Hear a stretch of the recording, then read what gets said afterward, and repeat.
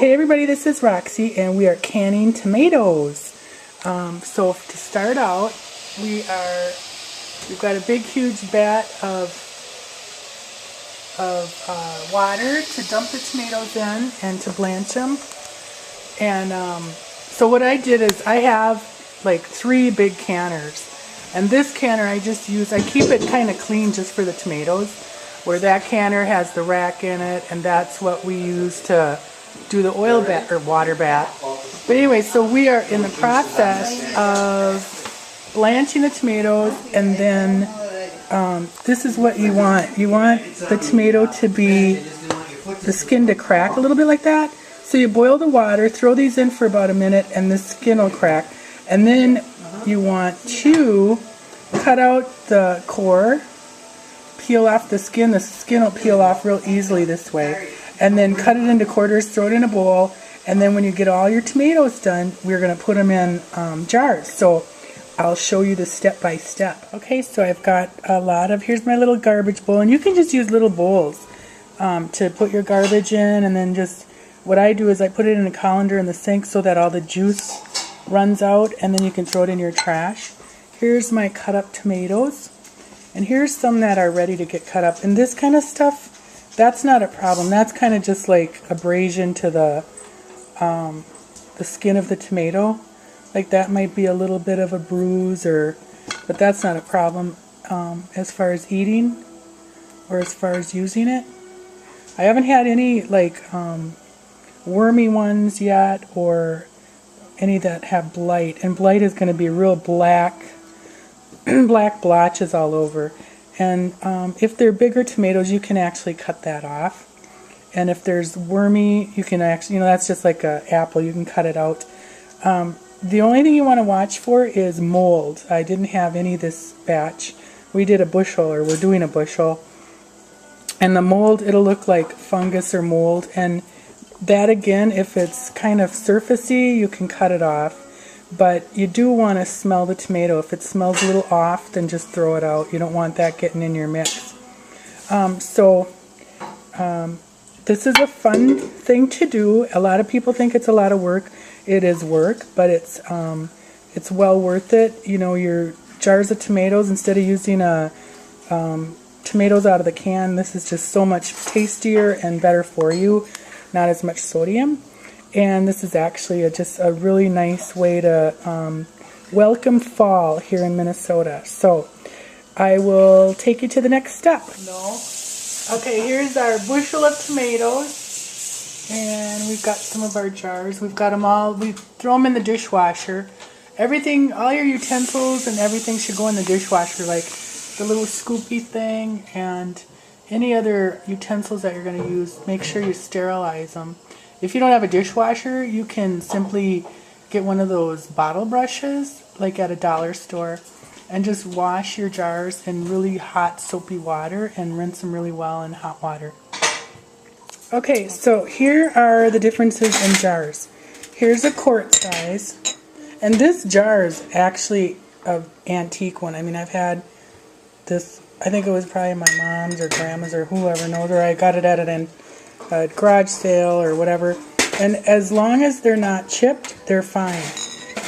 And then here's a pint size wide mouth, and the wide mouths and regulars come in pint or quart or half pint, and the difference is only that the wide mouths are a little bit easier to fill than the regular size.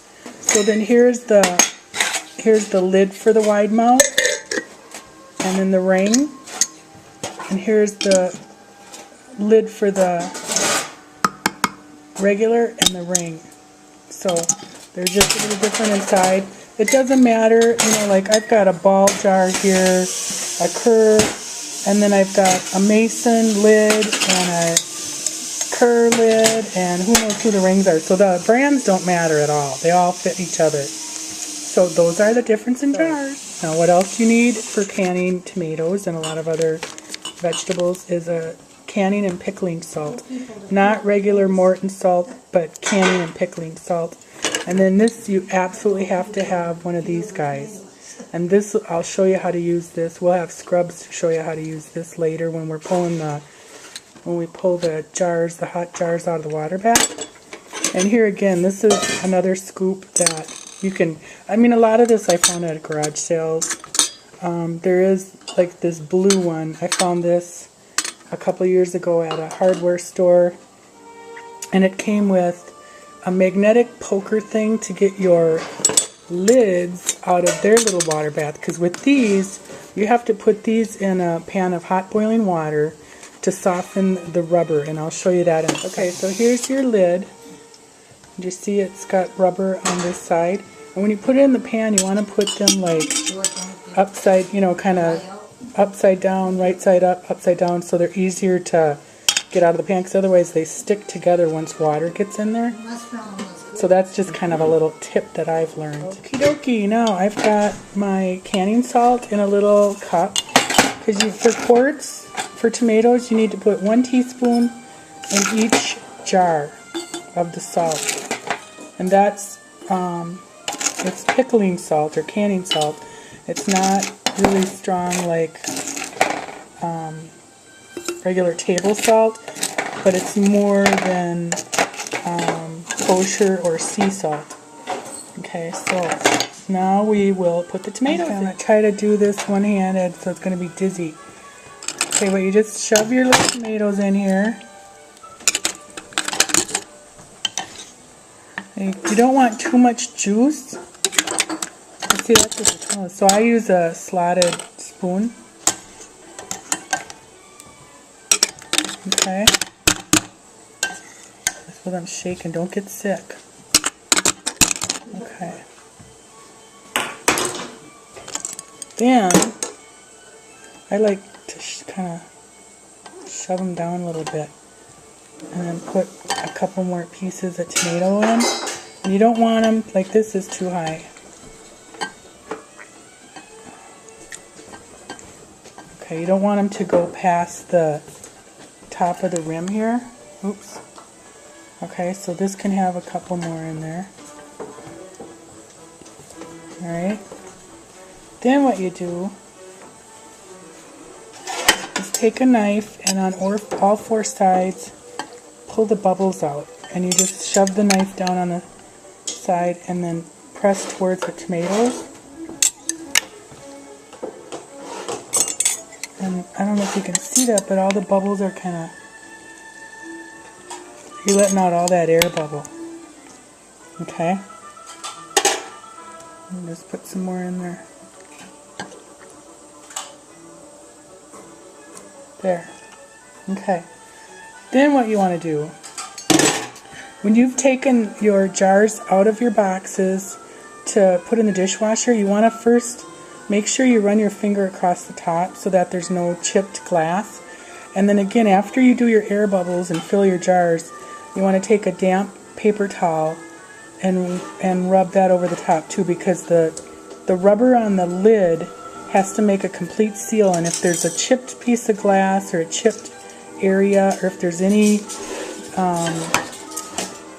tomato or liquid on that, it's not going to seal, and that is so important. And I will show you how to put that lid on. Okay, there's the lids, and they're getting boiled. They're in boiling water, and that's the little magnetic picker. That doesn't work very well.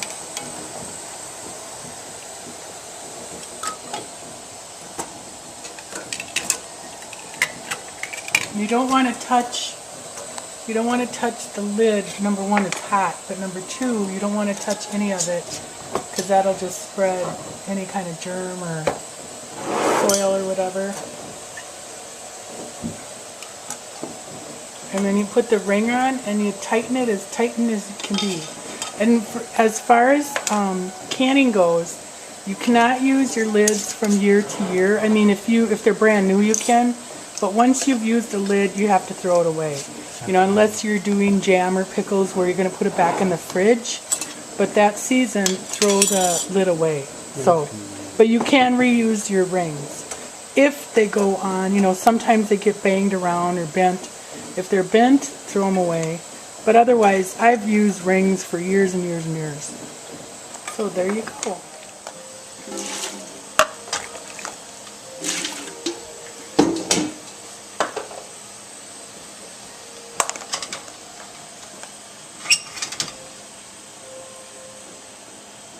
Ah.